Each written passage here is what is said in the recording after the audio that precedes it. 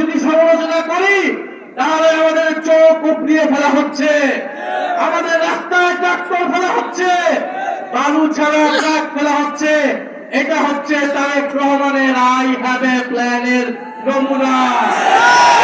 প্রিয় কানাইঘাটবাসী, অতীতে দেখেছি দমন করে, পীড়ন করে, বাধা দিয়ে গণতান্ত্রিক আন্দোলনকে থামানো যায় না। দুঃখের বিষয়, যারা পাট খেতে, ধান খেতে যে সকল সৈনিকেরা এত বছর লুকিয়েছিল, যে সকল সৈনিকেরা জেলের ভিতরে ছিল, লন্ডনে কিংবা শিলংয়ে ছিল, জনগণের রক্তের বিনিময়ে তারা ক্ষমতায় এসে জনগণের উপরে আবার জুলুম শুরু করেছে। এটা দ্বারা প্রমাণ হয় বিএনপি গত 16 বছর গণতন্ত্রের জন্য লড়াই করে নাই।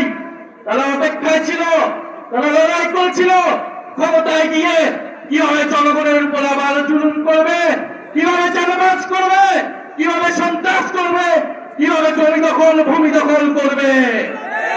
কিন্তু আমাদের ওয়াদা, বিএনপি যদি সেই পথে হাঁটে, স্বৈরাচার এবং সন্ত্রাসের পথে হাঁটে, আমরা লক্ষ কোটি জনতা ঐক্যবদ্ধ আছি। আমরা আবু সাঈদের উত্তরসূরিরা, ওসমান হাদির উত্তরসূরিরা ঐক্যবদ্ধ আছি। নিজেদের জীবনের রক্তের বিনিময়ে বাংলাদেশে নতুন কোন করে স্বৈরাচার এবং জুলুমবাজকে ক্ষমতায় থাকতে দেব না।